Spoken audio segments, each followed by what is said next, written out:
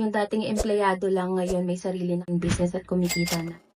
My name is Faye Vergara Villegas. Nakilala ko si Julius year 2018 or 2019 nung bagong aksidente ako at naghahanap ako ng trabaho na work from home. Inofera niya ako ng job na content writer, then nag-opening siya ng position for operations manager. And luckily, na-hire po ako doon. Marami akong natutunan simula na nagtrabaho kay Julius. Marami kaming inayos sa company. And ako po pala si Neil Carlo Villegas. Employee din po ako ni Boss Julius dati. Magka-work po kami ni Faye noon. Inoferan kami ni Boss Julius na mag-start ng business. In-accept po namin ni Faye yun, pero dahil wala po kaming capital para sa bagong business na yon, si Boss Julius po lahat ng nag-provide ng kakailanganan namin. Mga computers, mga printers, and mga supplies. Kaya sobrang thankful po kami kay Boss dahil sa kanya ay napunta po kami sa pagbi-business. At nakakatulong na rin kami sa iba. Habang buhay po kami magpapasalamat kay Boss Julius kasi dahil sa kanya nagbago yung buhay namin. Sana po mas marami pang matulungan si Boss Julius. Thank you po, Boss Julius.